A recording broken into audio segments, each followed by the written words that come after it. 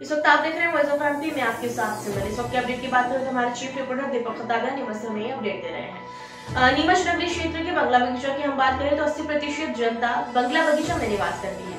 Bharatiya Janata party का नगर पालिका परिषद में संपूर्ण बहुमत के बाद वर्तमान परिषद व राज्य शासन द्वारा ने बंगला बगीचा समस्या का हल के लिए व्यवस्थापन बोर्ड बनाया, जिसमें बंगला बगीचा रहवासियों का व्यवस्थापन हो सके और उनको इस समस्या का हल निकले। लेकिन देखा जाए तो बोर्ड को बने कई साल हो गए, लेकिन विडंबना ये है कि व्यवस्थापन बोर्ड का जब भी कोई अधिकारी नियुक्त किया जाता है और वो जब तक बंगला बगीचा की समस्याओं को समझता है, उन चीजों को हल करने की कोशिश करता है, तब तक उसका अगले विभाग में ट्रांसफर कर दिया जाता है और एक नया अधिकारी नियुक्त कर दिया जाता है, जिसके चलते एक बार फिर बंगला बगीचा वासी व्यवस्थापन कराने से वंचित रह जाते हैं। नीमच के जनप्रतिनिधि, बुद्धिजीवी नागरिकों व बंगला बगीचा वासियों का कहना है कि व्यवस्थापन बोर्ड तो बन गया, लेकिन बार बार अधिकारियों के फेरबदल के चलते बंगला बगीचा वासी व्यवस्थापन नहीं करा पाते। वहीं जब इस मामले में हमारे चीफ रिपोर्टर दीपक खताबिया ने नीमच कलेक्टर मयंक अग्रवाल से बात की तो कलेक्टर मयंक अग्रवाल ने कहा कि बंगला बगीचा व्यवस्थापन बोर्ड में अधिकारियों का आना जाना ये तो शासन की नीति है, इससे फर्क नहीं पड़ता कि कोई अधिकारी आएगा, समझेगा, जो भी अधिकारी इस विभाग में आएगा वो जनता के हितों के लिए काम करेगा। अधिकारियों का आना जाना ये तो शासन की नीति है, इससे फर्क नहीं पड़ता। वहीं आप खुद सुने उन्होंने क्या कहा। नहीं, देखिए, ट्रांसफ़र या नहीं ट्रांसफ़र होना एक प्रशासनिक व्यवस्था है। आप अगर मेरे से पीछे कलेक्टर साहबों के दौरान भी देखेंगे, कुछ 6 महीने, 5 महीने, 6 महीने ऐसे रुके हुए हैं। तो ट्रांसफ़र तो एक प्रशासनिक व्यवस्था है कार्यों की शुचिता और ट्रांसपेरेंसी बनाए रखने के लिए। तो इसमें ऐसा कोई ऐसी बात नहीं है, सरकार ने बनाया हुआ है और उसके अनुसार ही, नियमों के अनुसार ही कार्रवाई की जाती है। नहीं, कोई समझने ना समझने की ऐसी बात नहीं रहती, वो तो रेगुलर काम है और नियम क्लियर हैं, जिसके नियमों के अनुसार ही कार्रवाई होती है। तो ऐसा नहीं रहता कि अधिकारी अगर 6 महीने रहा है या 8 महीने रहा है तभी काम कर पाता है, क्योंकि जो भी आते हैं अधिकारी व्यवस्थापन बोर्ड में वो वरिष्ठ क्या कहते हैं, joint collector, deputy collector rank के ऑफिसर्स रहते हैं और जो राजस्व में अच्छे तरीके से केस डील करना जानते हैं, उनके पास भी नियम आते हैं तो डील करते हैं। तो मुझे नहीं लगता उसकी कोई इशू होता। यार कि 40 साल पुरानी बंगला बगीचा की समस्या थी। जब हमारी नगरपालिका परिषद बनी तो माननीय मुख्यमंत्री जी के नेतृत्व में एक कमेटी बनी और बंगला बगीचा समस्या का समाधान हुआ। एक व्यवस्थापन बोर्ड बनाया गया और एक स्लैब बनाई गई, उसके माध्यम से अपना आवेदन प्रस्तुत करने थे और उस स्लैब के मान से राशि जमा कराकर पंजीयन कराया गया। ऐसे कई उपभोक्ताओं के जो 1000 फीट से कम थे उनकी रुचि तो इसमें रही है, लेकिन कहीं न कहीं 5000 तक के थोड़ी प्रीमियम ज़्यादा होने की वजह से लोग कम आए और व्यवस्थापन बोर्ड के जो अधिकारी हैं वो एसडीएम लेवल के थे, लेकिन मध्य प्रदेश सरकार ने संशोधन किया और डिप्टी कलेक्टर रैंक के अधिकारी को भी उसमें व्यवस्थापन बोर्ड का चेयरमैन बनाए जाने का प्रावधान किया गया था। लेकिन ये देखने में आ रहा है कि जो एसडीएम लेवल के अधिकारी होते हैं उनके पास पहले से काम बहुत ज़्यादा होता है और फिर व्यवस्थापन बोर्ड की सुनवाई होती है, तो कहीं न कहीं इसमें समय बहुत लंबा लग रहा है। और मैंने माननीय मुख्यमंत्री जी को भी पत्र लिखा है कि व्यवस्थापन बोर्ड का जो अधिकारी हो वो सिर्फ व्यवस्थापन बोर्ड का ही कार्य देखे, ताकि जनता की समस्या को त्वरित हल किया जा सके। जितने आवेदन आए वो पेंडिंग न रहें और तत्काल में उनका समाधान हो, उनका पैसा जमा हो, उनका पंजीयन हो और उनको मालिकाना हक दिया जाए। हाँ, कहीं न कहीं ये परेशानी तो आती है और स्थानांतरण एक सरकारी प्रक्रिया है और अगर किसी अधिकारी को व्यवस्थापन बोर्ड का प्रभार दिया जाता है और इसका स्थानांतरण आता है तो नया अधिकारी आता है तो उसको समझने में वक्त लगता है, वो समझता है, इतने फिर दूसरा आ जाता है, तो एक लंबा समय ऐसी स्थितियों में बीत चुका है।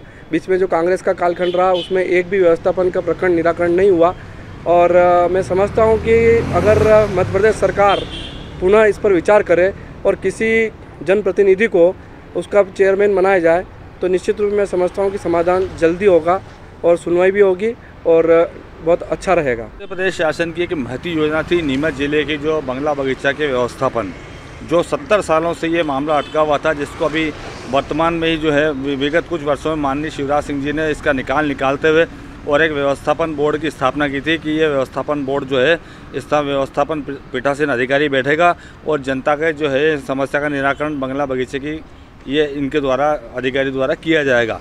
लेकिन देखने में आया है कि जब तक वो अधिकारी इस चीज़ को समझ पाते और विगत 1.5 सालों में और जो उनके द्वारा कार्य किए जा रहे थे, बंगला बगीचा के व्यवस्थापन सुचारू रूप से चालू वही था।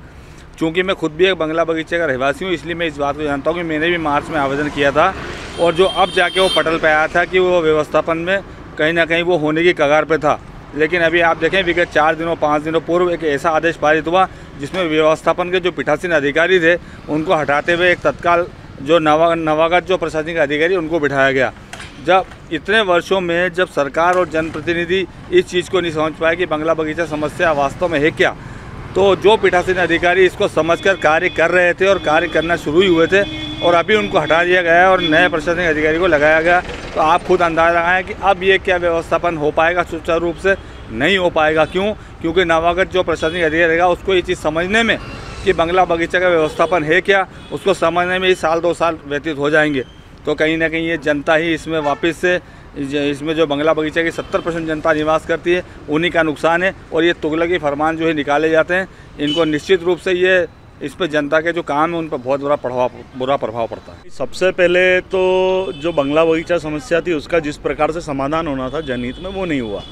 कुछ छोटा मोटा जो समाधान हुआ है, जो कुछ लोगों को राहत दी जानी चाहिए वो राहत प्रदान करने के लिए व्यवस्थापन बोर्ड बनाया गया, परंतु व्यवस्थापन बोर्ड में जो अधिकारी वहाँ बैठना चाहिए लगातार लंबे समय तक, जो अधिकारी वहाँ जो है व्यवस्थापन में जो आवेदन आए हैं उनका निराकरण करने वाला अधिकारी है, उसका लगातार जो है स्थानांतरण कर दिया जाता है। जैसे ही वो अधिकारी कुछ समझता है, कोई जो है बंगला बगीचा समस्या क्या थी, इसका व्यवस्थापन कैसे किया जाना है समझता है, जब तक कहीं ना कहीं उसको हटा दिया जाता है या फिर उसका जो है यहाँ से जो है स्थानांतरण कर दिया जाता है। तो ऐसे में जो है समस्या का जिस प्रकार से समाधान जल्दी से जल्दी होना चाहिए नहीं हो पा रहा है।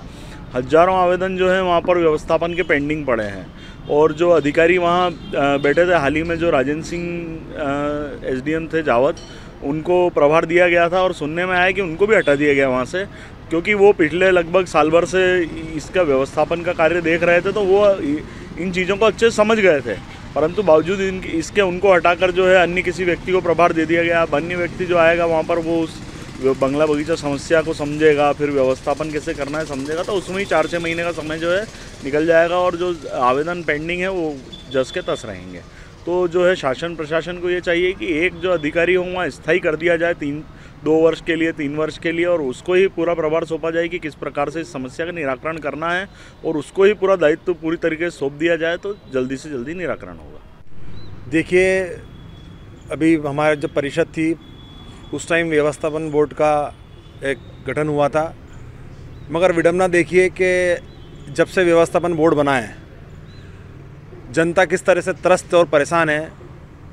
आप देखने में आया कि जनता दर अभी भी भटक रही है। नीमच में कम से कम 10,000 लोग ऐसे हैं जो बंगला बगीचा समस्या से पीड़ित हैं, मगर अभी तक मेरा ये कहना है कि अभी तक कम से कम 400 से 500 लोगों ने ही व्यवस्थापन कराया है। तो इसमें कई खामियां थी। कई बार हम कलेक्टर साहब से मिले, कई बार हमने इस मुद्दे को उठाया, मगर आज तक वो खामियां दस के तस बनी हुई हैं। अभी वर्तमान में देखने में आ रहा है कि व्यवस्थापन बोर्ड पे जो अधिकारी थे, पीठासीन अधिकारी, उनका ट्रांसफ़र कर दिया गया है। और पूर्व में भी ऐसे 3-4 बार हुआ कि व्यवस्थापन जो बोर्ड अधिकारी हैं उनका ट्रांसफ़र कर दिया जाता है, जिससे आम जनता परेशान होती है। कोई व्यवस्थापन अधिकारी वहाँ पर पीठासीन अधिकारी चार्ज लेते हैं, उस नियम को समझते हैं, कायदे कानून को समझते हैं, वो 6 महीने होते नहीं है और उन अधिकारियों को हटा दिया जाता है। तो उसका सारा भुगतान मतलब खामियाजा जो बंगला बगीचा के जो रहवासी हैं उनको भुगतना पड़ रहा है, क्योंकि जो नया अधिकारी आता है वो 2-3 महीने समझने लगते हैं, फिर नियम नए कानून कायदे बताते हैं, जिससे आम जनता को परेशान होना पड़ता है। एक छोटे से छोटा आदमी व्यवस्थापन बोर्ड कराने जाता है, वो सोचता है कि जैसे तैसे मेरा व्यवस्थापन बोर्ड हो जाए, मुझे लोन मिल जाए, मेरे जो सपनों का घर है वो बन जाए, मगर ये सपना साकार होता नज़र नहीं आ रहा है। इस ओर मेरा कहना है कि कलेक्टर साहब को ध्यान देना चाहिए और ऐसे कोई अधिकारी को ठोस बना देना चाहिए, जिससे आम जनता को परेशान ना होना पड़े, व्यवस्थापन के जो रहवासी हैं उनको परेशान ना होना पड़े, और जो काम है व्यवस्थापन का वो सुचारू रूप से चलता रहे, ताकि जो व्यवस्थापन का जो काम है, जो बंगला बगीचा के जो रहवासी लोग हैं उनको परेशान ना होना पड़े। वहाँ पर ऐसे कई बार हमने देखने में आया कि कई मामले सेटिंग के भी हैं कि वहाँ पर अगर आम आदमी तो काम करा ही नहीं पाता है। कोई ठीक है पोस्ट पड़क वाला होता है तो जैसे तैसे अधिकारियों से मिलकर काम करा लेता है, मगर छोटा जो रहवासी है जो बंगला बगीचा से पीड़ित है वो आदमी आज भी दर भटक रहा है।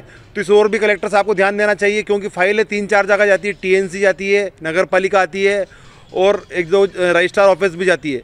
तो वहाँ पर भी कई बार फाइलें अटक जाती हैं, उसका निराकरण नहीं हो पाता है, तो आदमी दर दर ऑफिस के चक्कर ही काटता रहता है। कई ऐसे प्रकरण हैं जिसमें सालों से लोग वहाँ पर पीड़ित हैं, चक्कर काट रहे हैं, मगर आज तक उनका निराकरण नहीं होना चाहिए।